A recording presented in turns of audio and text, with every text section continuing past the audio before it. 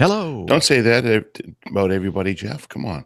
Oh, good thing I wasn't on the air when I said all those bad things about those chat people. Chat people. Quite Hi, right. Peeps. Hello, hello. Testing. Is this on? Yes.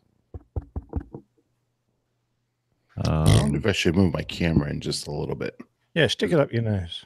Wow, that's an interesting discussion we're having in the chat room today. Short and shriveled and always to the left. Oh, I dress right myself, but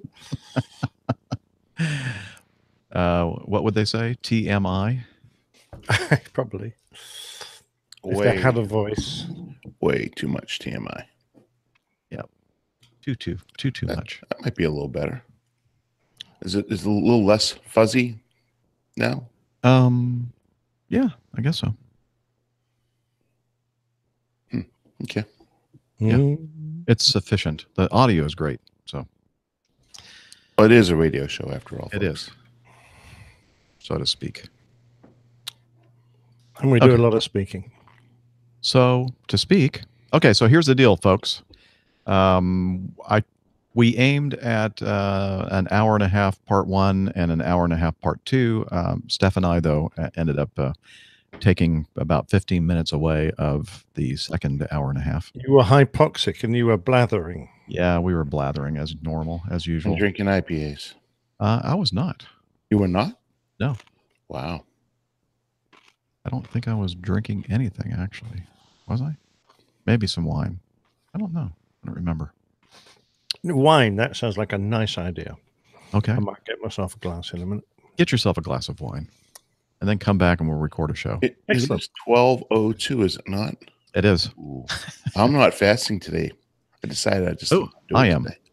So I was thinking about having an adult beverage. Nah, well, you should. Skip it. No? Okay. I actually woke up, didn't have breakfast, and I got home and I was just in that kind of I guess the word is a pissy mood. Now I'm in a good mood because I'm with you guys, but I was just kind of. Well, don't be in a pissy mood. Oh, I'm not at all. But earlier I was, and I said, you know what? I'm just going to freaking eat today. I don't care. Hey, as you all probably know, but people in the chat room don't know yet. But and we'll have more information on this as the time moves on, and we're going to be discussing this next weekend when Nick is in Atlanta and the rest of the crew is here as well. The fact that we have reserved a motor home for the tour bus. Yes, the tour bus. The APG 2019 tour starts. Can we have two T-shirts? Yeah, we're going to have to get T-shirts. That's for sure. But anyway, it's a really nice, very nice motorhome, and we're gonna have some fun. It'll be APG headquarters at Oshkosh 2019. Is there going to be any resemblance of Animal House? That's what scares me. I hope not, because I don't want to lose my $2,000 deductible. Yeah, we've got to give the bus back at the end. So. The deposit. Hopefully. Yeah, it's a very nice motorhome, and in fact, so nice. It is. Oh, cheers! Cheers! I have water in a Coors Light. Coors Light glass. Oh. Well, I'm a nice glass of Cabernet Sauvignon. One advantage of being 5 hours ahead of you guys. Yes. Well, it is 12:03 now here. Yeah, so that never stopped us. Or never stopped me anyway. Okay. So we got this going. We have our recorders going. And let me do a sound check with our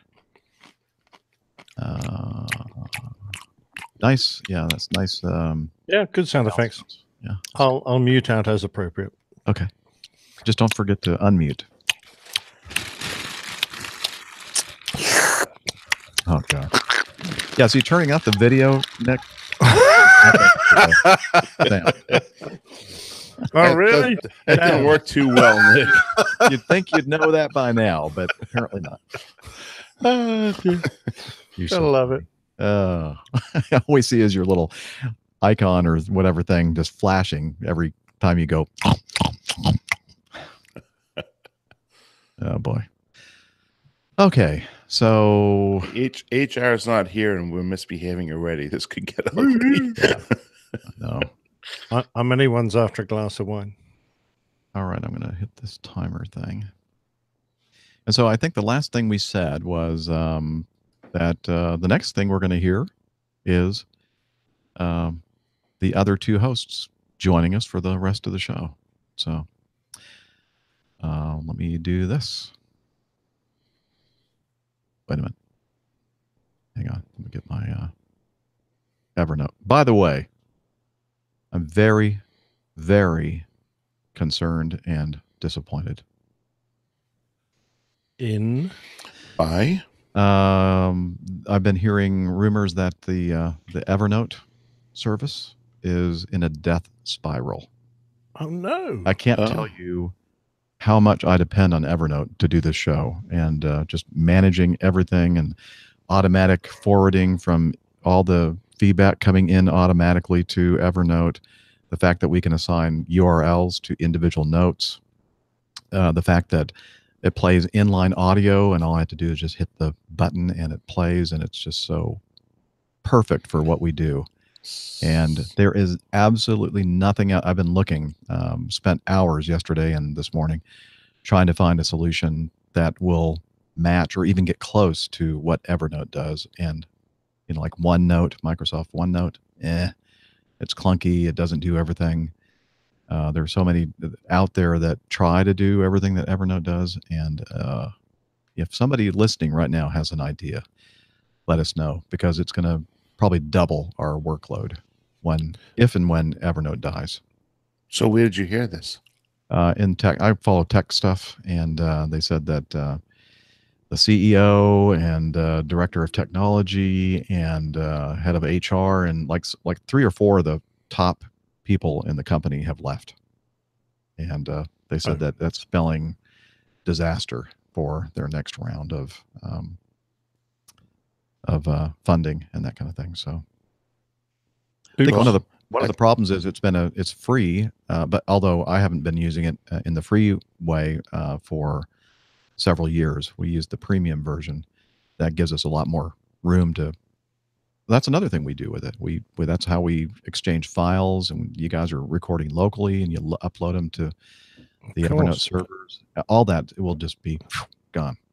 And nobody else. Huge store of old feedback and documents and there's a way to get all this out, to extract it. Where you could put it, but that's going to be a big job too. Yeah. Just getting all the stuff out of here. What are other podcasters that use it thinking of doing? Have you? I haven't seen. Got a few friends or no? I don't think anybody quite uses it to the extent that I do or we do doing the show. It's might be a worthwhile investment. Keep it going. Yeah, a couple million. You guys maybe give me a couple, $500,000 each or so, and mere pocket change. Yeah, I'll sell the boat. Yeah, that'll do it. Okay.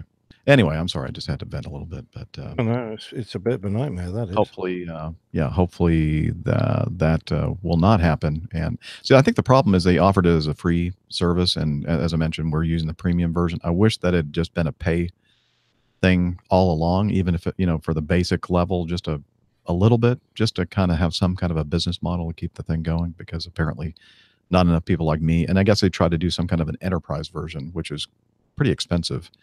I looked into it, but I thought I just can't, what's the word? Justify spending that much money on the enterprise version. But I think they were hoping that a bunch of bigger companies were going to do that, and then that would have kept them going. But do you think someone will take them over and incorporate them into? I don't know. I mean, usually when they do that, they change, like Skype, for instance. Skype used to be so much better, and then since Microsoft took them over, it's been kind of going downhill, in my opinion.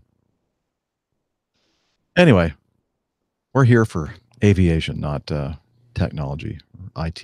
But anywho, all right. Got that out of my system. And let me go over here to the intro page so that I have my little cheat sheet for you guys.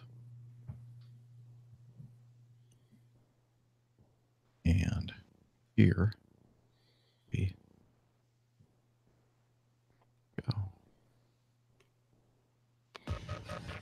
Whoa. Speaking of the Devils, from his studio in England, professional photographer, former RAF fighter pilot, current captain for an international airline based in London, Captain Nick. Hey, hi, Jeff. Wow. Where have you been all this time? I don't know. I must have been late getting the message you were having a show. What a shame. I'm here, though. Well, welcome. We missed you. Thanks. And also joining us, from a stately southern mansion in Smyrna, Georgia, barbecue master, bourbon, scotch, vodka, and everything else connoisseur, motorcycle riding, pontoon boat skipper, and captain for a major U.S. legacy carrier, Captain Dana. Hey, Jeff. Hey, Nick. Great to be back, and good to see you guys, and looking forward to a great afternoon with you. Yeah. And we are so glad that you joined us, and we have about an hour or so-ish remaining in the show, and I think we should try to catch up with you all, and then we'll move on to covering a couple of news items, and then hopefully we'll have enough time to do the plain tale and some of the community feedback. So let's see. Let's start with you, Dana. How have you been, sir? Well, I've been fantastic. Not doing a whole lot. I did fly finally last week, Friday and Saturday. Got called out after sitting short call reserve all week, and was a pretty mundane trip. Although I did get to fly with a brand spanking new hire pilot. He had just completed OE, and I was his first trip with me. So we flew the first leg up to Providence. It was one leg out on Friday. And we got there about 12:30 in the afternoon. So I told him, in honor of your welcoming you to Adult Airlines, yeah, that's all right. I can bleep it out in post. Yep. Please take that out. Welcome to Acme Airlines, and in honor of that and his achievement of being accepted, I took him out for a very nice dinner at one of my favorite restaurants in Providence on Federal Hill, and Andino's is the name. If Andino's happens to be listening, then I will gladly take a free appetizer next time I come in, but more likely they're not. So we went out for a very nice Italian dinner, and then the next day we had a real early go. We had to leave the hotel at 4:45 in the morning, one leg back to Atlanta, then a churn up to Pittsburgh. Weather was fine. The aircraft were fine. The only thing is when we got back to Atlanta, we had almost a 3-hour sit. Very unusual. When we got to Atlanta, we kept the airplane in Atlanta for a 3-hour sit, which is very unusual. Was it a weekend day? It was a Saturday. Yeah, it's the first Saturday I've flown in quite some time. Then we get up to Pittsburgh, and we have a 45-minute turnaround, and we swap aircraft. I have never swapped aircraft in Pittsburgh. I'm like, I don't know what's going on here. Why? And the airplane was sitting in Pittsburgh, thank God, for 3 hours. So it was just, I don't know what dispatcher Mike, maybe you can answer why on that one, but this is also the Labor Day weekend, right? It was indeed. Yeah. There you go. So got home in time to head to a pool party, and then Sunday took the mobile floating APG meetup joint out on the lake for a little while, and had a very nice Labor Day weekend. So nothing else. They haven't been using us because we are still a little bit overstaffed. So that's working out well for me because, well, I didn't work this week other than being on call. Excellent. Captain Nick, probably nothing going on in your life since the last time you've been on the show, right? No, I did quite late as usual, except from a trip. Hey, I flew. And that was to Dubai, which was quite interesting. Since the last time I went there, pardon me, I looked it up. It was early in 2015. So that's kind of an interesting route going to Dubai. Goes some pretty high terrain. So there are escape procedures to review if you lose an engine or depressurize. A lot of countries to go over that we don't normally. Some interesting countries. like Iran, Turkey, and the likes. So, very good. You have to, some you have to call ahead like 10 minutes. You have to get air defense permissions to go through some countries. So a lot of procedures. Anyway, in there, it was 43 degrees in Dubai. Woohoo! And lots of. Did you put a jacket on for that? That's pretty chilly. Oh, 44 Celsius. I wore my uniform, my uniform jacket, of course, and hat. Wait. Anyway, it was okay. The nice bit was a little meetup at the hotel. I met Mike, who works for a Middle East carrier and just happened to be in Dubai at the same time, and he flies the 380. And we had a lovely afternoon. I didn't have a lot of sleep, just caught 40 winks, and went and had some Belgian beers and a few snacks and chatted away. He was an Embraer regional pilot in the States, comes from Texas, got a lovely wife who I didn't meet this time, but he has promised that we will meet next time and possibly have some Mexican food. And then he told me about his desire to go and fly and see all corners of the world in the biggest airplanes that are going around. So he moved out of his regional job and took this job with this Middle East carrier, and he is loving it. I hear a lot of people who are disgruntled with their life out in the sand, but he is not one of those. He is just having a ball, really enjoying it. It was a pleasure to chat to him and have someone who still has enormous enthusiasm for his flying. So lovely to meet you, Mike. If you're listening, thank you very much indeed for picking up the tab. He waited till I nipped off to the gents and then snuck off behind my back and sorted that. So next time we get a chance to meet up, perhaps in London or New York or somewhere on your route, it'll be my turn. But that was super. Flight home went not quite as well. I would say I was feeling a bit rough. But it's the first time I've gone back to my room and fell asleep with all my clothes on. And the next morning I flew it home. But I got a tick in the box, so I'm off tomorrow morning without a trainer, which will be nice. Just an ordinary FO, and we're off to Washington, where we're organizing a meetup. So anyone who is in Washington tomorrow afternoon / evening, I think it's going to be 6 o'clock, we're going to meet up, and we're going to,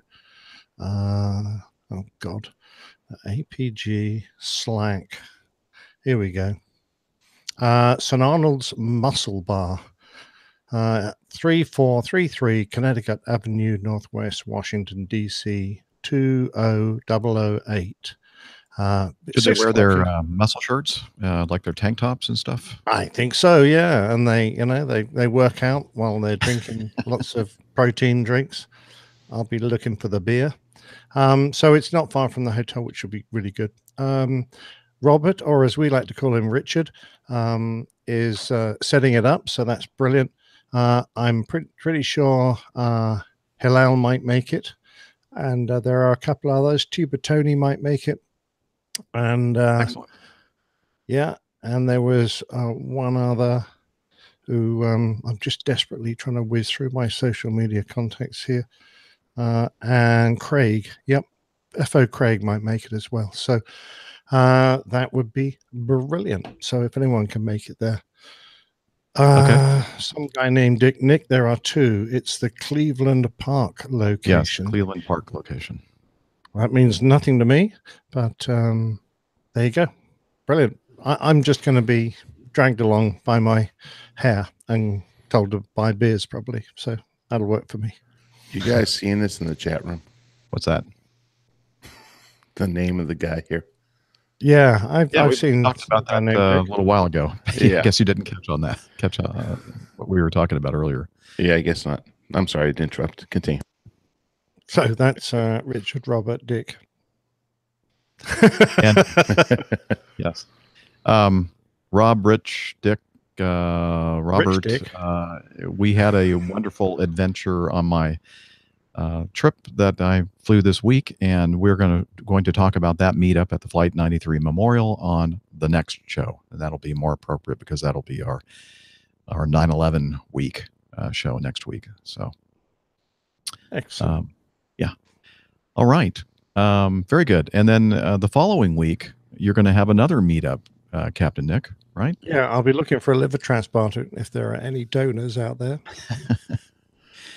Yeah, you're going to be laying over in Atlanta on the 14th of Friday the 14th, and after sometime that evening, we're going to find a place close to the hotel in which you'll be staying in downtown Atlanta. It'll be a APG public meetup. Next day, just the crew. We're going to have our first retreat. We're dubbing it, and not only all of us on-air personality people. Yeah, what kind of personality? Not good. But also our producer, Liz, is going to be flying in as well to join us with the public meetup on Friday night and then our retreat the next day. So we're looking forward to that. Yeah.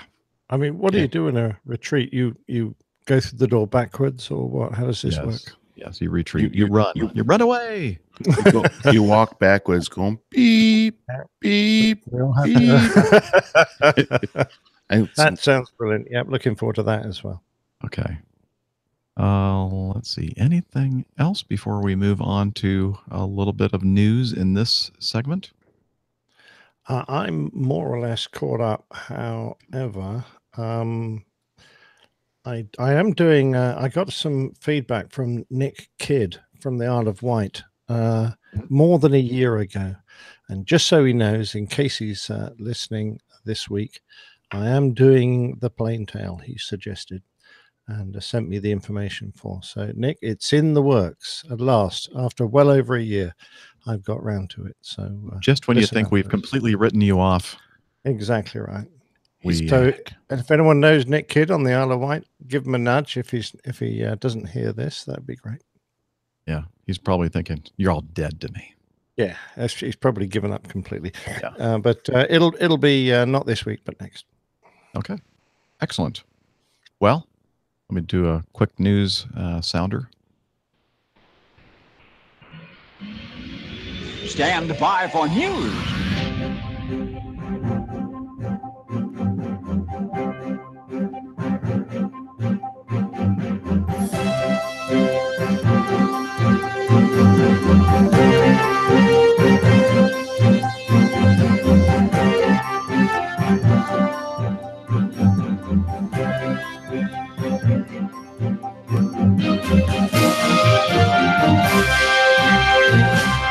Okay, we're going to talk about a little incident.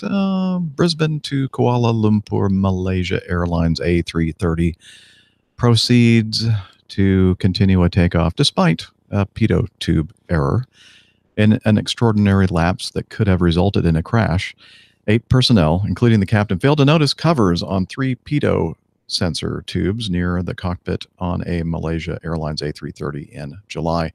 The Australian Transport Safety Bureau has just issued its first report into the serious incident at Brisbane Airport on the 18th of July that has left the industry stunned. The A330 was operating a late-night flight from Brisbane to Kuala Lumpur when the crew noticed faulty speed warnings on the takeoff. But the flight continued. Doesn't say when they noticed, at what point during the takeoff, but apparently they pressed on. And now, saying that it all, could have resulted in a crash, that might be getting a little bit over dramatic, because we do have procedures that if we do lose our air data systems, that we can set pitch pictures and thrust settings and successfully fly the airplane without it, although it's not, very convenient for us.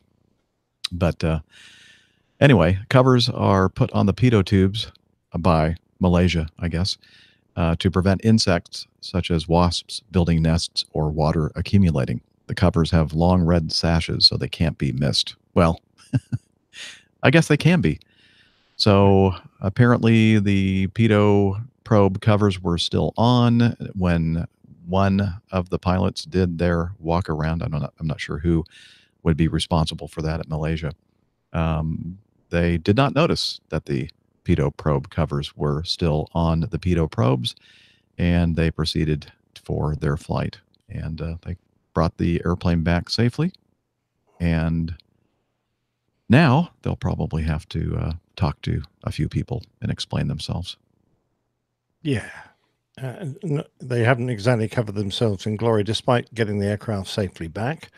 The original error really, you have to wonder. From the very first day you start flying in your Cessna 150, one of the checks you are always taught to do is to go around and check the pitot probe, and in some cases you even check that the heating is working. On our aircraft, we've got indicators to tell us if it's failed. So, but you actually physically go around and you look at the static vents, so you look at the pitot probe, you look at the total temperatures, and you make sure they're all clear of debris. There's nothing wrong with them. They're not bent. The angle of attack vanes as well in the same manner. You make sure everything looks fine and beautiful, because that's just one of the essential parts of a walk-around check. And unless you're wandering around with your dark glasses on, or in a or you're just not paying any attention, or you don't bother at all, you should be absolutely cued in to spotting this. So that's problem number one. Problem number two, I can see that I would expect the crew to have to explain, is why they continued their takeoff when the airspeed indicators weren't reading. Now, the fact that Jeff went into a backup speed scale, bus as we call it on the Airbus, indicates to me that they weren't getting any speed indications, because if it had just been one side, and say, because those two that I can see in that picture, they're on the captain's side. If the other side of the aircraft, the first officer's pitos, were uncovered, then they should have got one speed indication that was correct, but perhaps they couldn't be sure of that. So they went into the Airbus speed scale indication that you can pull up. And to do that, you turn off all three AirData computers, and you come up with a speed scale that is based on angle of attack. And that is a very simple one to follow. You just basically fly the aircraft in the green. So if the speed starts varying too high and drops into the red band, you pull the power back. If it gets too low and drops into the lower red band, you push the stick forward. Put the power forward. And it's I've just done an approach using that system in the simulator, and it's actually it's a really noddy and simple way of landing the airplane if you haven't got any airspeed. Not as accurate as having airspeed, but it works fine. You automatically get GPS altitude on the PFD instead of pressure altitude, which obviously isn't based on sea level. It's based on your GPS altitude, which is not the same. So, but you can get a general idea from it, and you also get GPS ground speed up there, which obviously is useful, but not as accurate as and useful as airspeed. But quite honestly, yeah, having made the errors that they did in getting airborne with their probes covered, it sounds like they did a reasonable job getting it back. Excellent. Well, it's nice to hear from somebody who has some knowledge of what they were confronting and how they handled the situation. So it looks, as you said, a couple big mistakes, but they ended up handling the consequences pretty well. Yeah.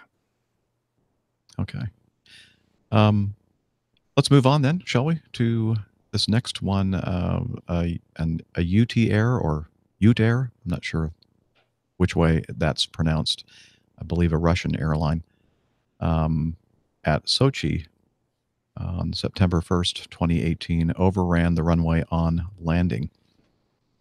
A supervisor at this article from Huffington Post says a supervisor at Sochi International Airport has died after a landing plane careened.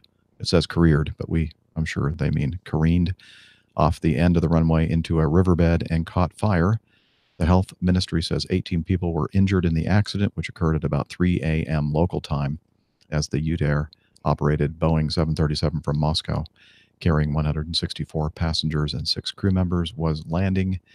The person who died was one of the first responders and died of a heart attack, not getting hit by the airplane. You might come to that conclusion if you read the headline. Anyway, according to the Aviation Herald, which was it's a much better source to use for these things, this flight 579 from Moscow to Sochi landed on Sochi's runway 6, but overran the end of the runway, came to a stop on a riverbed past the runway. The aircraft's left engine, a CFM-56, burst into flames. The aircraft was evacuated. 18 occupants were injured. The others remained unhurt. The aircraft was initially vectored for an approach to runway 2. However, runway assignment was changed to runway 6 due to the weather developing. The aircraft aborted the first approach to Sochi's runway 6, descending through about 2,300 feet due to changing winds. They were now reported from 200 degrees instead of 60 degrees. And position for another approach to runway 6 went around from about 400 feet, again due to changing winds. Position for a third and final approach to runway 6, winds reported at 2 meters per second or 4 knots from 060 degrees on tower frequency, which ended in the runway overrun about 30 minutes after the first aborted approach and about 11 minutes after the go-around. The airline reported the aircraft carried... Oh, we already talked about that. The aircraft went off the runway. We already talked about that. I should have just eliminated that paragraph. That's about all they say here. They don't really go into any detail of, why, because maybe they were going too fast, they touched down too long, whatever. But that's just basically the facts of the situation here. And I don't know, good landing. I'm not sure they'll be able to use the, I think everybody walked away from it. So that's a good landing. I don't think they're going to be able to use that airplane again. I know, it looks like a standard 737. Yeah. Don't they all look like that? Although I'm looking at this one picture here and it looks like the winglet is facing the wrong direction. Oh, I thought it was supposed to be that way around. Okay. I don't think so. It's not a Mooney. Sorry. I'm looking at the picture of down the runway, the aircraft parked in the bayou, whatever you call that ditch, big concrete riverbed. ditch. Uh-huh. It doesn't look a very long runway to me. How long was it? Oh, that's what she said. Well, Family Not show, long. folks. Family show. I'm not sure exactly how long, but I don't think it's too short. Well, okay. Yeah. And some of the things I'm thinking about with this, that was 3 approaches for these guys. So Mhm. how In long the have middle they of the been? night. In the middle of the night, and how long had their day been? So Probably maybe long. fatigue, Yeah. fatigue or being tired may have played a factor in it. The runway condition itself, is it a groove runway? Is it a non-groove runway? That can have a factor. We know of a couple aircraft that have run off the side and or end of runways because of a non-groove runway, depending on how long or how far down the runway they touched down, how the conditions were. What about the spoiler failure? Could there have been that type of scenario? Not that would hopefully wouldn't cause it to overrun, but depending on how far down the runway, and if the runway is non-grooved runway, the spoilers don't come up to destroy the lift, then the braking is far less effective. So these in the runway condition as well. So these are some things I would think. I know the answer. I just did a quick search of the Sochi airport on Wikipedia. The runway 6 is 2,890 meters or 9,482 feet. So it's plenty long runway. Playing Yeah, along. for a 7.3, that should be fine. Oh yeah. Hmm. So hopefully we'll hear, exactly what happened there. But as you said, Dana, I do think that fatigue and, and kind of just frazzled nerves, this is your third approach. I'm sure the fuel state was getting kind of critical by this point, perhaps. And they thought, we got to get this thing on the ground, so. Well, things are right and worse for them now because the Russia's investigative committee has launched a criminal investigation into the incident on suspicion of inadequate services with a risk to clients' health. Aviation. That's the lot. Or is it? What was it? Or is that's a place, I think, isn't it? Yeah. Good old Rosie. Yeah. So that's the investigatory agency, I guess. Mm. Okay. So yeah, we'll see if Simon gets any updates to the accident investigation. We'll hopefully know what happened here. And let's see, what did we decide finally? H. Yes. This is an update to an incident that occurred in July. An Aeromexico Connect Embraer 190 had a major accident in Durango, Mexico. And we talked about it quite a bit. And it turns out that according to this blog, what's the name of the blog? 1mileatatime.com, that the accident was blamed on a microburst during takeoff, which is a downdraft produced by a storm. And as of now, there's no evidence of pilot error being the cause of the accident. Despite that, all 3 pilots in the cockpit of this flight were fired. Why? Well, the Washington Post reports it's because investigators say that a trainee pilot was seated in the co-pilot seat when the plane took off, which he shouldn't have been.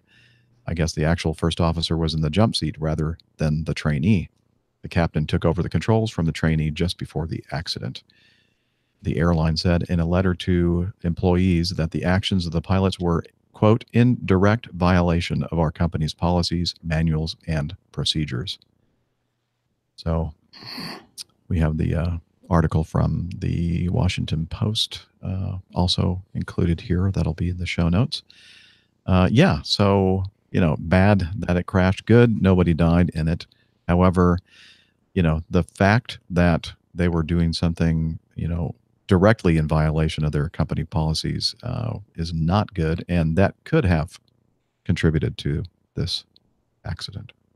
Oh, it could well have. I mean, if the inexperienced pilot or whoever wasn't supposed to be at the controls was the one actually handling the aircraft, you can assume, I think, that they wouldn't have been as well queued up, particularly in an emergency situation, if they had a microburst or someone who was a regular pilot. And even if the captain did take control, it might have been because of the delay in taking certain actions that they ended up running off the end. So you just have to wonder at the thought processes that went through the captain's mind and the proper first officer's mind as to why they put this bloke at the controls. I really don't understand it myself. And I think it should be said that the captain is in charge, and the buck stops with him and his decision making. The decision to allow that flight to take off at all, based on the conditions, is something I'm sure that they're going to be taking a look at as well. Yep. I mean, just don't do it. I mean, if it's written in the policy and procedures, which is not only in the company policy and procedures for our company, but also it's a direct violation of the FARs here in the United States. If you're not rated in that aircraft, you don't fly it, period. Yeah. You can fly it, obviously, if you have an instructor next to you teaching you and that you've been type rated in the aircraft, then that's fine. But yeah, it's allowing somebody that is just learning how to operate the aircraft to fly it. And I think the captain had a complete and total lapse of judgment on that one. Yes. I think we all agree with that. Okay. That ends our second news segment. And now we're going to try to get some of your feedback covered.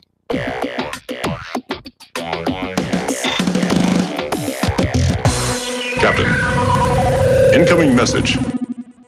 Okay, let's start with 11. Louisiana Steve sent us this feedback. He says, feedback and a request.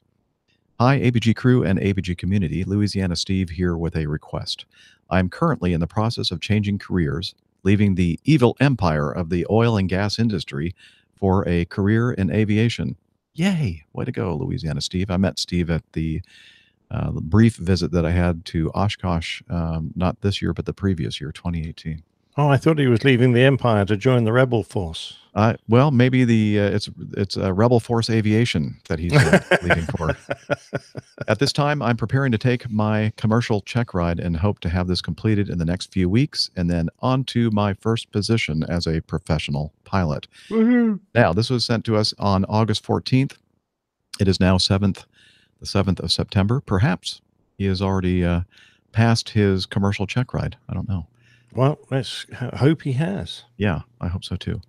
Okay, then he continues. As we all know, the hours in your logbook play a large part in the options available to you when applying for entry-level positions. Rather than rent a Cessna 172 for $135 per hour to fly circles in the local area, that's actually pretty cheap, isn't it? $135 an hour? Anyway, I decided to buy my own aircraft and explore this great nation of ours while building the hours I require to become competitive in the job market. I'm now the proud owner of a RANS 7-14, a single-seat aircraft powered by an 80-horsepower Rotax that burns 3.5 gallons per hour. Oh, it just sips fuel in cruise and cost me the very reasonable sum of $5,000. Wow, that's very affordable. Much more reasonable than the 172 rental. For those of you out there looking for ways to build time in an affordable way, there are options out there. Now, on to my request from the APG community.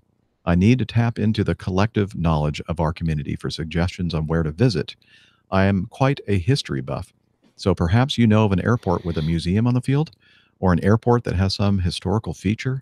For example, Wendover Airport in Utah, the base where the Enola Gay crew trained. Some of the base survives to this day, including the hangar where the famous aircraft was stored. Or perhaps you would like to meet up for lunch? I hope to meet as many APGers on this journey as possible. I'll be recording my time-building adventures on a website that I recently started. The address is stevecanfly.com. We'll put that in the show notes.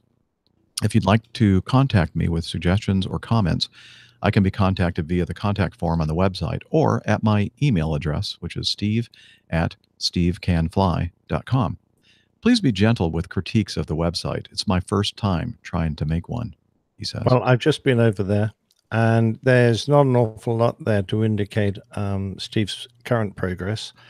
So we don't know from his website what stage he's got to, because it's still very much under construction. Well, we need to help him out and send him some feedback. Contact him with that contact form and try to talk him into visiting somewhere where you are, and at least getting together for lunch or dinner, and perhaps giving him some ideas as to some pretty cool places to check out. And it sounds like he's going to be all over the country. So, yeah, doesn't matter where you are. It doesn't sound to me like he's going to be flying his RANS 714 it's S14 over the pond. Probably I was going to ask do you think he would make it to London?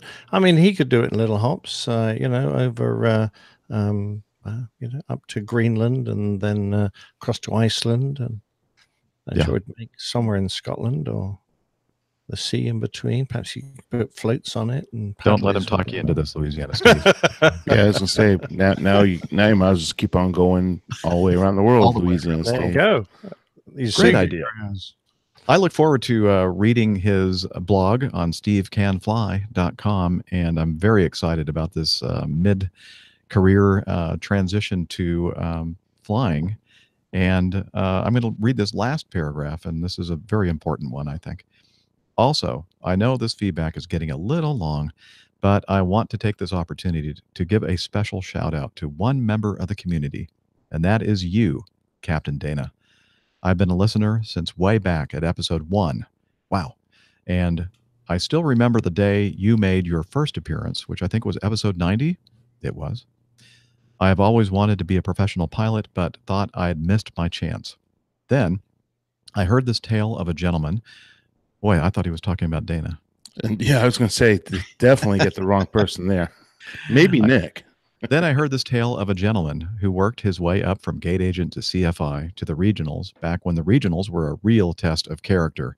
Then on to Acme, one of the largest airlines in the world. Hearing the story is what gave me the push I needed to realize that I could make the move into aviation. Hearing your recent upgrade to captain has been wonderful, and I hope you're enjoying it. On behalf of all of us in the APG community who take inspiration from your journey, thank you.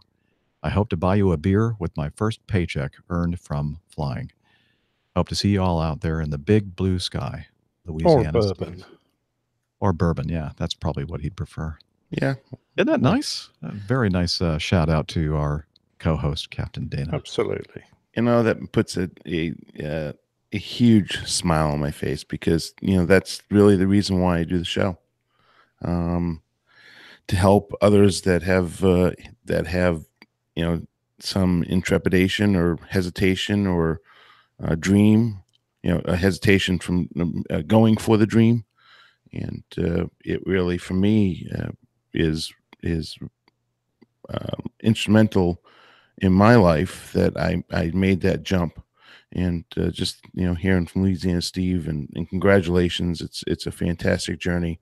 And honestly, this is probably going to be among one of the best times in the history of this business to make that jump, and in your future security, at least for the near future that we can see, is going to be really really awesome. So I think you're making a huge leap of faith, and I am a testament to the fact that it can work out, and I'm pulling for you 110%. And thank you so much for recognizing that. That's the reason why I'm actually here, because, well, Nick and Jeff, both are military guys, came up that route and have that background. Dr. Steph, of course, is a civilian pilot, and she's continuing to be a doctor versus pursuing the airline career. And I'm the one that came up that way, and certainly been able to share my experiences and optimism and hope that people like yourself, Steve, can come on up and do what I've done. So thank you. Well, that day, that episode 90, for those of you who have been listening for that long, or those of you who are suffering from the APG syndrome and started listening to some of those earlier episodes, you'll know that episode 90 was in October of 2013, and we had a very long layover in Savannah, Georgia, and I asked Tony to join me because he wasn't really sure about what was going on with this whole podcasting thing and didn't want to use his real name. And I asked because as we were flying that day, and I learned of Dana's extraordinary adventure, and how, because I always am curious as to how people get to where we are at this point. And I thought, wow, I've never heard that kind of route to get to where you are here today. And would you mind, if you don't have anything planned on this really long layover in Savannah, would you mind coming over to the room and being my co-pilot? And really, it was the first time on the Airline Pilot Guy show that I had someone else join me for a show. So I'm glad that you, with trepidation, I should say, joined me for that show. We had a great time, and even a better time after the show. Yes. And probably had way too much to drink. But it was a very, very long layover. So very no worries long. there. Yeah. In the area of what, 20? Yeah. Somewhere around 20 Something hours. like that. We got in very early into Savannah. So anyway, so I'm glad that you decided to take me up on the offer, and I'm glad that you're now part of our full-time team since 2016. Well, in all honesty, it's been an unbelievable ride. And I appreciate your comments and your ear to listen to what my experience was. Now, if most of you are listening to the radio podcast, if any day I look like a Tony, today's the day I look like a Tony with my flat cap on. Hey, Tony. Hey, Tony, me and my paisans are going to take care of business. You know what I'm saying? Yeah. So anyways, but Jeff, I really appreciate the opportunity to come on, and just that interaction between the two of us, and being your first co-host on the APG, certainly an absolute honor. And it's been an absolute pleasure to be a part of this crew, because it's Louisiana Steve is a perfect example why we do this show. Is we want to help the people out there in the community, be positive influences in their life, and help people to understand what we do, and help them to make decisions, if that's what they choose to do. So that's the whole reason why we do the show. And without you putting this all together, and all of us being a part of it, we wouldn't be influences in people's lives. So it's been just a great ride. Yeah. In a lot of ways, probably more so, yes, I'm very proud to be captain. It's a lifelong, dream and achievement, to be where I'm at. And, honestly, I've been asked by a lot of my friends that, are just laymen, don't understand the industry all that much. how's your new job? How's your new position? How's it working out? And I explained to him, listen, the one thing that I really, truly love about being the captain is that I get to set the tone. Yep. And I am one that likes to have a positive tone. There are too many people out there that don't realize how awesome of a position we have. And that's because of exactly what you mentioned. And that is that my fully rounded background in this business and everything that I've done, I truly appreciate the position that I'm in now. So it's a thing. It's just being able to set that really positive tone that we're working for our customers. We work with each other to provide that excellent service and safety. So I just, I really think that even saying all that, the biggest point that I'm trying to make here is that even though it's a lifelong achievement becoming an airline captain, being part of the show is really huge boost to me personally, and I think it's just as rewarding to be on the show with you guys, and of course Dr. Steph is really fulfilling for me as well. Well, we have, I can't lie, we really have fun with when we do the show, because for me it's like getting together every week with really good friends, my best friends, and talking aviation and beer and whatever happens to come up in the conversation. But so we hope it's entertaining. I think it is. Educational, sometimes, but to inspire and encourage and educate people is, really our main goal. We're kind of giving back because we've all had great careers, and we just want to share that with you all listening. So thank you, Louisiana Steve, for sending in that feedback, and that great shout out to Dana. I'm sure you're not the only person who feels the same way. And and the most important thing we forgot to mention, just like we talk about our customers, right, on the airplane, without everybody that's in this community that you've kind of spearheaded, we don't have this community. That's right. So a shout out to all of those listeners out there that take the time to listen to our rhetoric every week. That's right. Without you all listening, we wouldn't have a show. Exactly correct. So can't forget hang on a minute. We'd have a show. We just wouldn't have any listeners. Well, that's true. We'd probably still be here just doing this for our own. Wait. This is not Flying in Life. No, I'm only kidding. I'm only kidding, Mike. I'm only kidding. Wow. I really am only kidding. I just had to get it out. You just left the chat room. That's it. Oh, the Patreon's just gone down by a lot of money. Man, I love you, Mike. I had him out on the boat a couple weeks ago. I think it's a bit late. It was great. Yeah, I'm sorry. Nothing you can say now is going to make up for that. You're dead to him. Okay. Before we mess up anything else, let's go with absolutely the pinnacle of the show, which is this week's Plane Tale by the Old Pilot.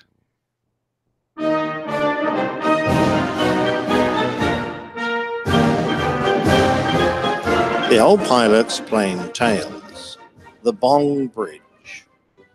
Drive along U.S. Route 2 between Duluth, Minnesota and Superior, Wisconsin, and you'll pass over a long bridge. It's a pretty impressive piece of engineering, and it replaced the old original wooden trestle Arrowhead Bridge in 1985. The bridge is called the Bong Bridge, perhaps an odd name for a construction that won the Wonders of Wisconsin Engineering Award in 2007. But the name doesn't originate from a dubious smoking habit, nor the noise it makes as you cross it.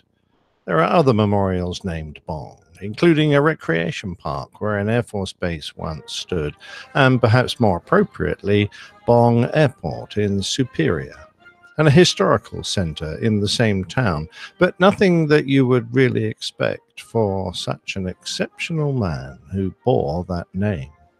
They are there to remember Richard Ira Bong, the United States all-time ace of aces, the highest scoring fighter ace in U.S. history.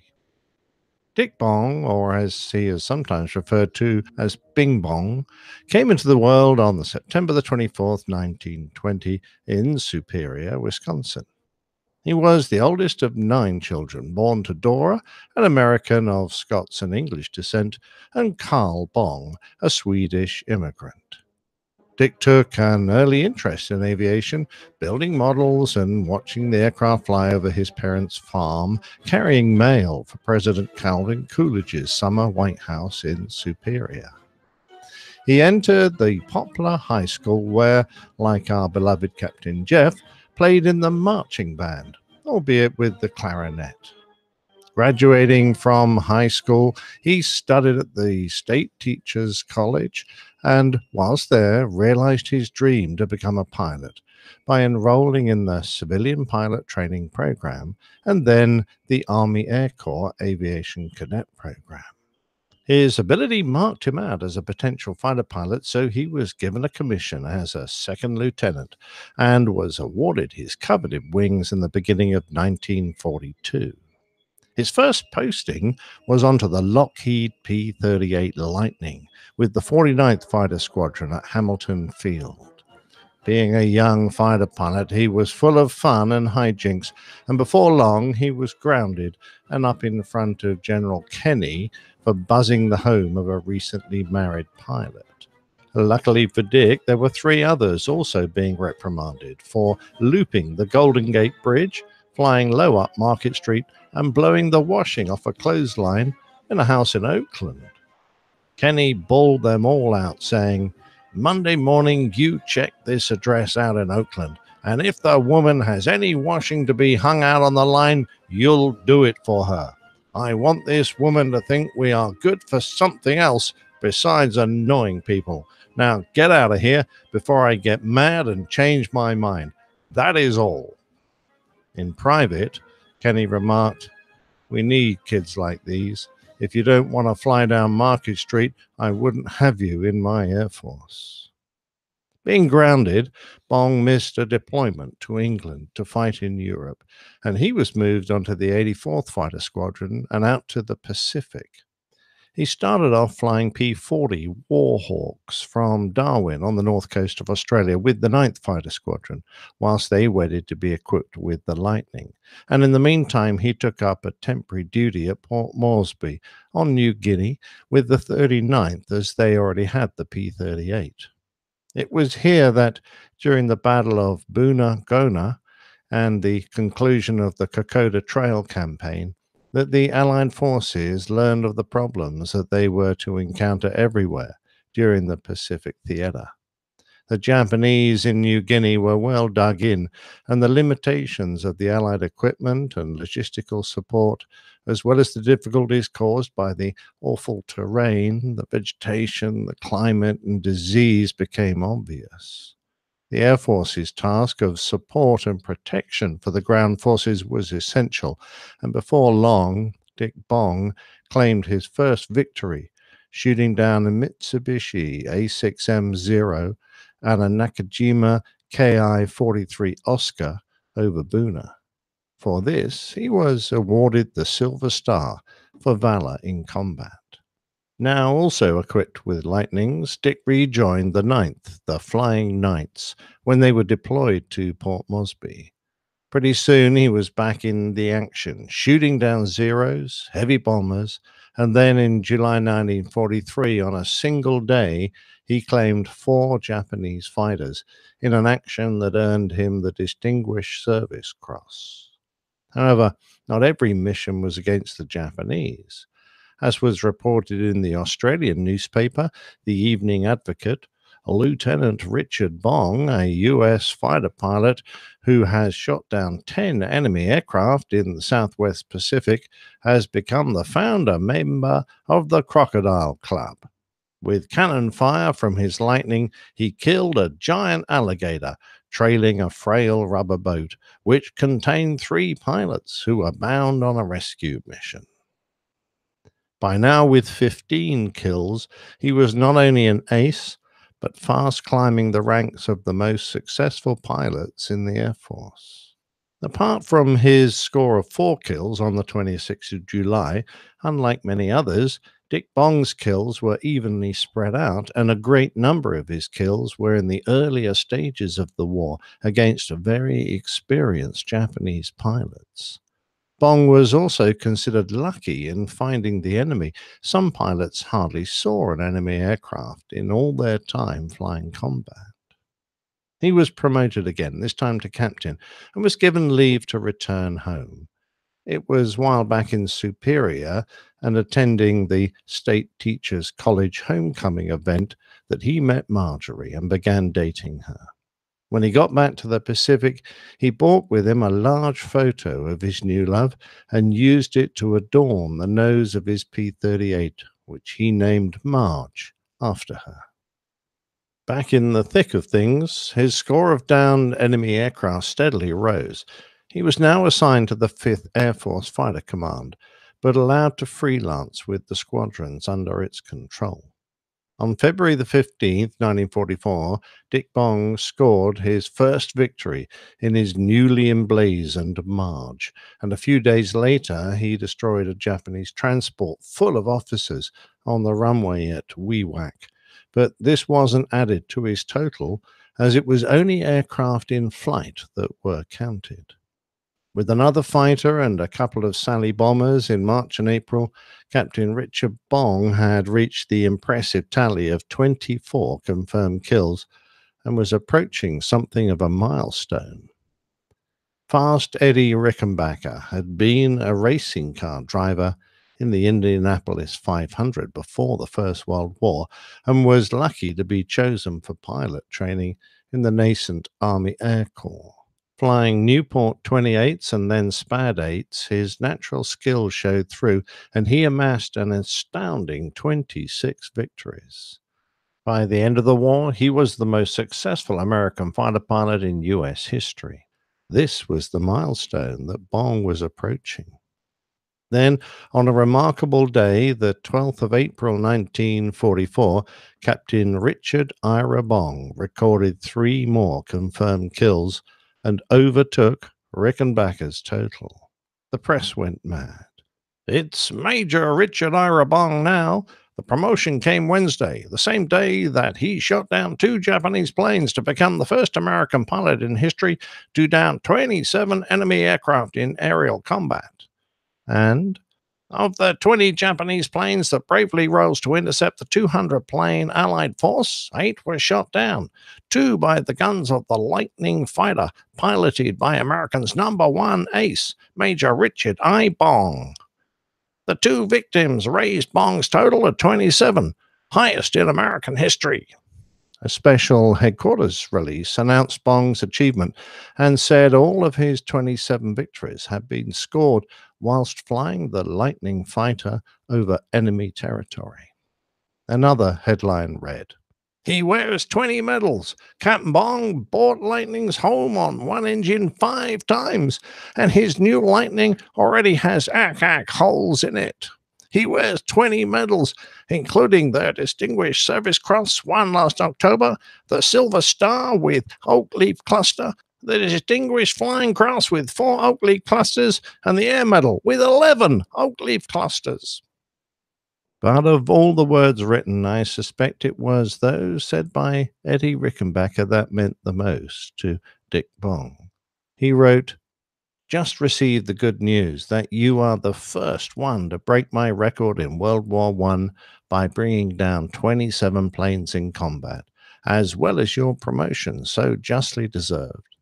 I hasten to offer my sincere congratulations with the hope that you will double or triple this number, but in trying, use the same calculating techniques that has brought you your results to date, for we will need your kind back home after this war is over."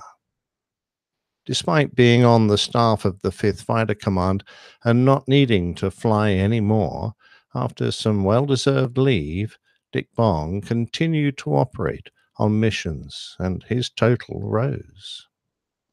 His techniques are probably best described by one of his wingmen who accompanied him on many missions. Major Bong suddenly rolled out of formation and began a descent.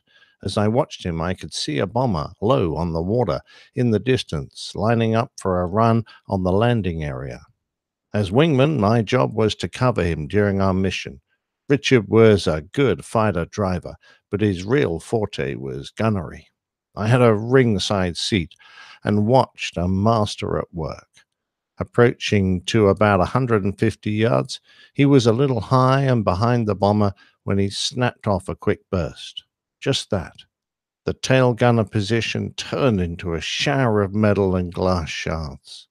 With no tail gunner to worry about, he moved into about 50 yards and, with about 3 degrees of skid to the left, began to work the left engine area.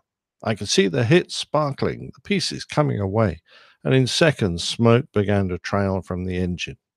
I scanned the area again. As I looked back down, he started rolling the nose of the 38 to the right.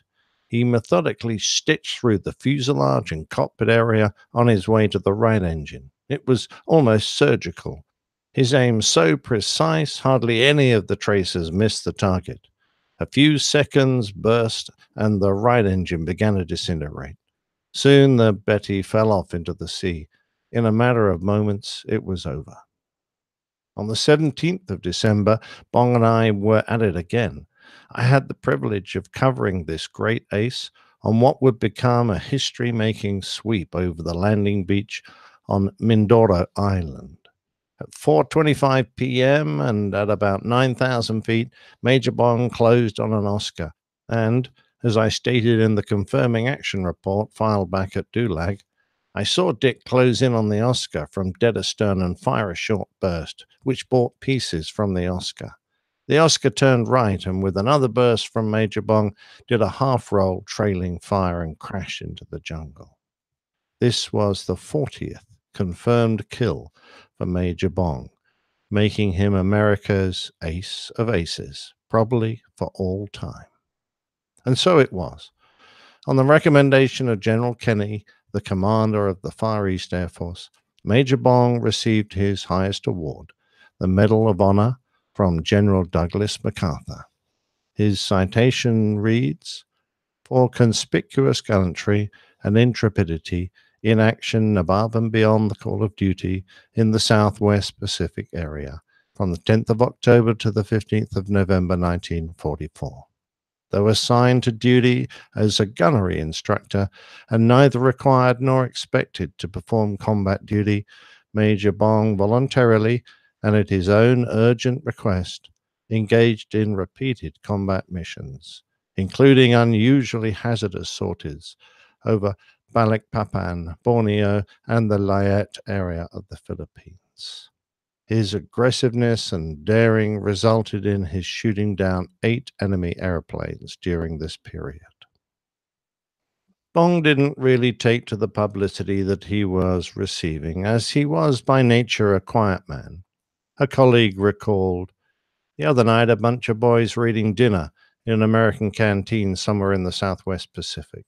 A bomber pilot jabbed his fork in the general direction of the door and said, 'See that guy over there? That guy over there was a medium-sized youngster in the middle 20s, dressed in wrinkled, dusty khaki pants and shirt. No tie, no cap on his unruly blonde hair, and only a tiny set of captain's bars and a pair of pilot's wings to distinguish him from the run-of-the-mill GI. Actually, he looked like the kid who used to fill the tank of your auto and wipe the windshield down at the corner filling station.' And he might well have been just that. No one gave him any attention, except the other pilots, but there was nothing about him to command attention. That," said the bomber pilot, "is Dick Bong." After Bong scored his 40th victory, General Kenny sent him home, this time for good. He was America's ace of aces, with 40 aerial victories, 200 combat missions, and over 500 combat hours behind him. He undertook a public relations tour of the United States. Being the kind of man he was, it was not something he enjoyed. At the Pentagon, he met Bob Johnson, also there on a PR tour. Dick explained that he had been dragged around the country on war bond tours and hated it. I've got this coming out of my ears, Johnson. I'm sure glad to see you. You can help me bear up under this nonsense. It's worse than having a zero on your tail. The good side of it, though, was that he got a chance to see Marge, and they got married on February the 10th, 1945. Bong went on to work as a test pilot at Wright Field, helping to develop the Lockheed P-80 Shooting Star. He studied jet propulsion theory and boned up on the engineering details of the new plane for 2 months before getting a chance to fly one. After being checked out in the P-80, he flew it 11 times that summer. Then, on the day that the newspaper headlines blared out the shocking news that Enola Gay had dropped an atomic bomb on Hiroshima, they carried a smaller headline below. Jet plane explosion kills Major Bong. Shortly after takeoff, flying the Shooting Star, Bong's main fuel pump had failed, and for reasons unknown, he didn't turn on the auxiliary pump. Low to the ground and descending fast, he jettisoned his hood and jumped, but too low to survive. He died wrapped in the silk of his parachute. So, if you're driving on Route 2 between Duluth and Superior and pass over the Bong Bridge, have a thought for the man that it memorializes, or better still, take a quiet wander around the Poplar Cemetery in Douglas County, Wisconsin, and stand for a moment to honor a fine pilot and a true American hero.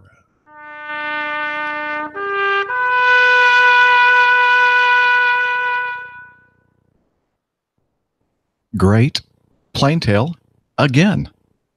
Oh, thank you, Jeff. But an easy subject. Well, when I say easy, it's a fantastic story. Sad ending. But I really enjoy, those kind of tales where, you can, evoke some real emotion because of a guy who was, such a downed hero. And this man was. But one of those wonderful, unassuming people, quiet teetotaler, who very introspective, never made a big thing about his achievements, but was one of the United States Air Force's most remarkable pilots. Amazing. And I didn't realize they used bongs way back then, but yeah. Or did I miss something? I was gone for a little bit of that story. No, I think we're talking about the Vietnam War, mate. Oh, yeah. That's okay. a slightly different war. Yeah. All right. Well, we're going to keep it moving on. Again, thank you for that wonderful plane tale. Oh, very grateful. No problem. Okay. Let's see here. We got well, I'm going to skip that one. I'm sorry. I was going to do Andrew, that feedback, but I'm going to change my mind. How about this one from Tarquin? Greetings, my aviators of the airwaves. Tarquin here. I've been catching up with your podcasting endeavors over the past few weeks. Firstly, I'm absolutely delighted you all enjoyed your trip to dear old Blighty. It appears you were well looked after by Captains Nigel and Nick. We were. And viewing and watching dispatches from the field, you lovely Americans had a good time, although I'm confused about your major interest. Is it aviation or is it beer? Nonetheless, you've covered both with some aplomb. I read that at one stage, Captain Jeff went to church, and Nigel and Nick kept the pub warm for Jeff's return. True friendship. Yes, very much so. Very true. Yeah. There was a large meetup for av geeks or for drunkards or both. I hope all who attended behaved themselves. Yes, I think so. Now back to your delightful podcast. I was so pleased that the young Ivor chap had written in to congratulate everyone on a great trip. Although he was kind enough to thank me for my cultural coaching. So kind. But then he went on to insult each and every one of you. What an absolute bloody buffoon, accusing poor Dr. Steph of being a redneck when in fact she's a gritty Chicago lass. And then the idiot says Captain Dana is from Chicago when the innocent young lad is from Boston. Interestingly, we have a similar town close to me spelt Boston. It has a lovely church and is part of the Pilgrim story. Anyway, be assured by the next time I see this Ivor character, I shall give him a sound thrashing with a copy of Debrett's, or at least a firmly rolled up edition of the Tatler. What's Debrett's? Is that another newspaper, Nick? No, Debrett's is a list of all the aristocracy in the UK. Oh, and I actually pronounced it correctly. Good. Oh, you did? Very good. But on to other aviation matters. I'm beginning to enjoy your show. Beginning to. Well, that's good. Victory. Yeah, some very interesting subjects covered. I see the village idiot, Ivor, even sent in a half interesting question the other week, and it provoked a lively discussion. Well done for entertaining the half-wit Ivor with your superior knowledge. I must leave you all now, my dear friends, and now I'm going to attempt an APG sign-off. So wishing you blue, juice, skies, and chemtrail dreams. Kindest regards, Tarquin. I actually think I like that better than clear skies, unlimited visibility, and tailwinds. What was Tarquin that? is so much nicer than that chap Ivor, that's for sure. he We is. like Tarquin. Much more cultured. Yes, apparently. gentlemanly. And we still have a few minutes left here. This, what do you think, folks? Guys, you're looking at this. Anything out there just jump at you at all for covering? We have a couple of pieces of audio feedback. Unfortunately, the one from Jim is a little bit too long for the time remaining. There is a shorter audio feedback, isn't there? Yeah, Simon sent us in some shorter audio. Yeah, you want to listen to that? Yeah, let's do that. Okay. Hello, APG crew. First off, Simon here with my second set of feedback, which I'm sending. Firstly, thank you for playing my ridiculously long feedback that I sent regarding Flex. And Jeff, thanks for the crickets. No, I'm not Rick. So today, just a little bit of feedback, and I'll try and keep it really short this time. It's regarding monitored approaches. Last episode, we were talking about British Airways and the technique where they hand over control on final approach. Now, I don't fly for BA, but at our airline, we do a monitored approach under certain conditions, specifically a Cat 2 approach. The reason is, unfortunately, we didn't pay for auto land on our jets, so we can't do an auto land approach. The best we can do is Cat 2. And in that situation, we carry out a monitored approach, which is the sort of thing that's carried out at BA. It's very much like a normal approach. However, there are a couple of differences. At some point prior to flying the approach, and this will be briefed in the cruise phase, the pilot monitoring will take over flying from the pilot flying. So the roles essentially switch. Because it's Cat 2 and it will be a captain's landing, that means the first officer is going to fly the approach. And that will be flown right down to Cat 2 minima of 100 feet. The differences come just before decision height. So on a normal Cat 1 approach, the pilot monitoring would call 100 above, and the pilot flying would call checked, and then at decision height would call decide, and the pilot flying would say either visual or go around flap 3. What happens on the monitored approach is the pilot flying now calls 100 above, and the pilot monitoring calls checked. At this point, the pilot monitoring, i.e. the captain, is looking out the window, specifically looking down below the airplane to see if they can get a visual contact with the lights. And then the first officer, the pilot flying, calls decide. The pilot monitoring, the captain, hopefully says visual and takes control. He doesn't say I have control because at this stage it's a given that if he's visual, he will take control. This is pre-briefed. If, however, he isn't visual, he will call go around. In the case of a go around, at decision height, the first officer will fly the go around. However, if the captain has taken control, having become visual, and then deems it necessary to go around, he will fly the go around. So Jeff and Nick, I know there was a little bit of debate about who would do what. It's fairly well defined for us who will carry out the go around. It's the pilot who has control at that moment in time. There's no reversion of controls later on. So that's a monitored approach in a nutshell. We can actually do it on a Cat 1. Our Part A allows us to do it either Cat 1 or Cat 2, but it's just for a Cat 2 approach that it's mandated at my airline. Of course, your mileage may vary, and I imagine British Airways do it very differently. I do think they have quite a number of different roles that they define and make it very complicated for what actually isn't that complex a procedure. Why you might want to do this? Well, I suppose if you're in those low visibility procedures, then as the captain, it makes sense that your concentration could be looking out of the window and trying to get the visual references. And the first officer can maintain a very good scan of the instruments to ensure the automatics are doing what they're supposed to be, rather than trying to both look out the window and gain visual reference and maintain a good scan. That's why it's broken up in that way. Hope this is helpful.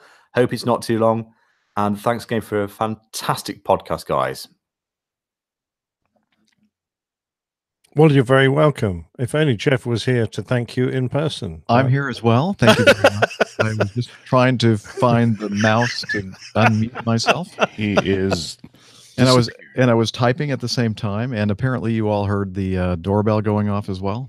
yes. Oh, that was your doorbell. I Yeah, was well, wondering. I it's thought actually- it might have been on the recording. It was a timer that I had going to kind of try to keep us, and I didn't think the way I had the audio routed, I didn't believe that that was going to come through, but apparently I was wrong. Oh. All right, let me get out of this screen sharing thing here. You can probably in post, right? Take care of it. Yeah, No, I like it. I think you should leave it in. Sounds very English, actually. I'll blame it on Simon. Yeah, make it sound like his clock went off. While he Right. was, Anyway, so that was interesting to me. The most interesting thing about that whole thing from Simon was the fact that BA decided to not opt for auto-land capability, and I'm kind of curious as to how much money that saved them, and then how many times in history have they been impacted by low visibility approach situations where the auto-land would have gotten them on the ground and. Probably need to stop you there. It was Simon's airline, but that's not What the did I same say? as BA. You said BA. I'm sorry. No, BA is much bigger airline. I think I expect that Simon's probably working for a smaller airline that probably didn't need a budget. Oh, for I it. see. Okay, I'm sorry. No problem. Very good. So he was just saying that his airline has a similar procedure when they do Cat 2 approaches. Oh, I see. Okay. So and it is. I guess it's probably complicated in the explaining. It's probably simpler when you do it in reality. But to me, despite Simon's fine explanation, it still sounds incredibly difficult, overly complicated compared with the way you and I do it and Dana does it. So I don't know. I guess I'm much used to happier with the way that we do it. You see, you guys never got to experience that. And when I was flying the RJ, that's exactly what we did. We were Cat 2 certified, and it's not my favorite procedure to do because it's so late in the realm of picking up the runway to try to transition the visual to land the airplane. Just it's almost crazy to me. So I much prefer the auto land method, although the auto land doesn't always work terrific either in our aircraft. I don't know about the bus, but there was one time I remember talking about on the show that the airplane at about 20 feet decided to start climbing away from the ground whilst the throttles were at idle. So yeah, that wasn't a fun. Was that an actual Category 3 Autoland, or was that a practice one? That was actually set up to be an actual Cat 3 Autoland because the weather was Cat 2 when we were in the area, and as we were coming in, it was clearing. Thank God. Mm-hmm. So when we landed, it was probably, I think it was 4,000 RVR, right around there. So it was plenty of visual time reference to be able to save it, but it was ugly. So everything was protected then. I mean, the weather was pretty low. So yes, it was protected. That was just the machine itself, the airplane. It was. We no-satted that one. Yeah, I'd say not good. Anyways, yeah. So that's I've done it. I've seen it in the RJ, and his explanation is excellent. It's hard to imagine what it's like without ever doing it, but imagine just transitioning to hand flying right there at 100 foot. We in the 727, we did not have Category 3 capability either, or Autoland. So, it was a Cat 2 was the lowest that we could go, and I don't really recall any time that we couldn't get in because of the low visibility conditions. So, yeah. Well, I have to shout out for Airbus here, because they've really built the aircraft around an autoland. Every approach is effectively an autoland unless you interrupt it and take over manually. So and it is seamless. And of all the dozens that I've flown operationally in my 24 years with the company, they've all been absolutely gorgeous. Yeah, the L-1011 was another airplane that was just you were just in awe watching the Autoland system do its thing. And in fact, occasionally we'd just do it just to see it do it, because we'd go, oh, let me try that next time I'm handling. Very well engineered Autoland system on that airplane, amongst other things. Simon, thank you very much for your feedback, and I do apologize for saying that you flew for BA, Big Airlines. My apologies for mistaking what you actually wrote here. So I should pay more attention, be a little bit more attention to detail kind of person, right? Yeah, absolutely. Okay, well, at least I have you, my friends, making, keeping me straight, and we just dipped below that 50% again. Dang it! Oh well. Next week, better luck. Yeah. See, Nick is a better guy. Nick is a better guy than I was. Than I would be, because I was just going to let you go on, Ron. I heard it too. You let you dig a bigger hole. I saw the text that you sent. I was like, nah, I'm just going to let him go. Mean man. Well, with that blunder by myself, I think it's now time for us to end this. It's probably going to be a little bit longer than 3 hours, this show, but I think you guys will, give us a break with that. So, as we always do at the end of the show, we want to remind you that if you want to learn more about our show, you can head over to airlinepilotguy.com, where you'll find information about the community, which is the most important thing, the crew, merchandise, the coffee fund, and so much more. And we also have apps for your smartphone and tablet devices, both the iOS and Android platforms, on the appropriate stores.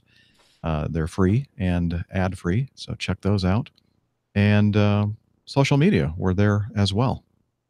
Yeah, on Twitter, we are at APG Crew. So anything with that, we'll take a look at. And on Facebook, just search the Facebook usual address for Airline Pilot Guy, and you'll find us. Yes, and we're also on Slack. APG listeners, please join us on our Slack team. Slack is a communication, coordination, and sharing platform that works on your mobile, laptop, or browser. On Slack, we share ideas and news. We suggest episode and Plain Tales topics. We plan events and meetups. To get into the Slack team, please email me at slack@airlinepilotguy.com. That's SLACK, Sierra Lima Alpha Charlie Kilo @airlinepilotguy.com. Or send me a tweet with your preferred email address to @Hillel, and I'll send you an invitation. That's Hillel, spelled HI11E1, Hotel India 11 Echo 1. And see you in Slack.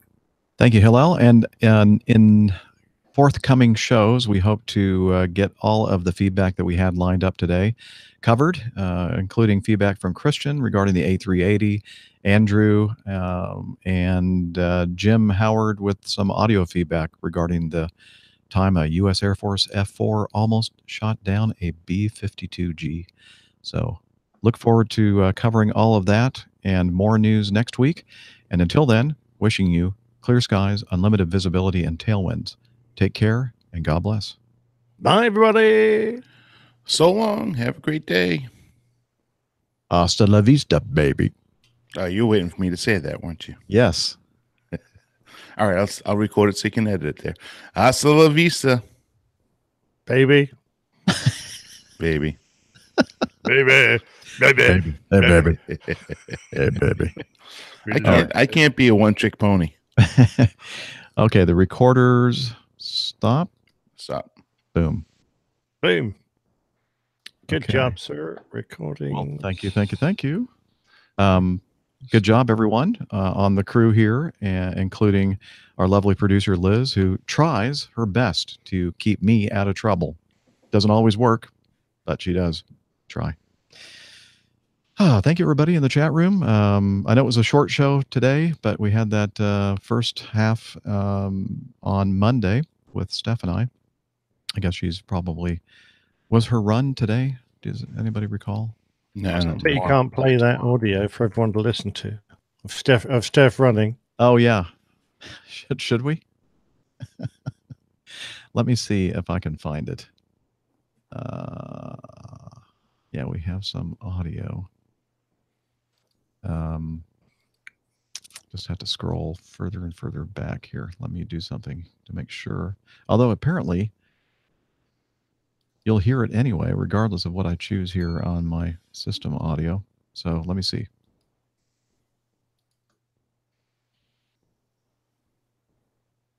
Come on.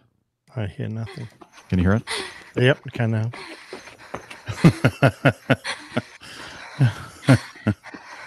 Really?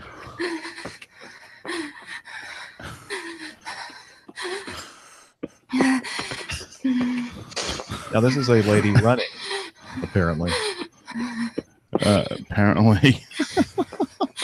I don't know. I think I better stop playing this because Yeah. it's distracting. That's supposed to be Steph's version of Ricketts. So I got the frogs. Miami Rick got the Ricketts, and that was going to be Steph's. But I'm thinking maybe we'll try to find something else, Nick. Just saying. Yeah, exactly, Lane. Hang on. Family show, ladies and gentlemen. Family show. I don't know. Maybe our minds are just in the gutter. Maybe that's... Yeah, they are. I mean, I did Yes. it in true innocence. I knocked that together in like 90 seconds in true innocence. And Yeah. what can I say? Uh-huh. Uh-huh. My. What kind of face is that, Tanya? I'm trying to make out what that... is that a tongue stuck to the side of the mouth or what? No, I think it got a brain damage because one pupil's bigger than the other. But what's going on with the mouth of that thing? He's having a stroke. Yeah, that could be. Having a stroke. That's what she said. Oh my. Steph, where are you when we need you? Yeah, Tanya says it was a halfway great show. Very good. Oh no, great half show. Okay. I think you're probably right the first time. Oh, Steph we just got a text from Steph. She says she's running tomorrow. I wonder if she was listening. Oh, okay. I'm running tomorrow. Yeah. Excellent. Well, perhaps we could get her to record herself running. Yeah. Yeah. Get, It might be a little more get family something more show authentic. oriented. Right. Oh, I see. Liz is asking Steph which day next week might work out best for her. We're thinking it's probably going to be Wednesday or Thursday of next week, and Steph apparently doesn't know. So we'll just have to play it by ear. She should be back, coming back on Sunday, I think, or Sunday or Monday? Yeah, Wednesday is good for me. Tuesday at a push, no problem. Thursday, not so good because I'm heading off fairly early to Atlanta in the morning. I'd like to get it knocked out either Tuesday or Wednesday so that I don't have to focus on that over the weekend while you're here and Liz is here and Dana and the whole gang is here. So yeah, good point. Looking forward to that. Yeah, I am too. Okay, well, thanks everyone for showing up on this Friday early afternoon, and I wish you a wonderful weekend. And with that, we're going to go ahead and stop the broadcast. Bye, everybody. Bye. Lovely to Bye-bye. see you. Whatever Adios. thing that takes your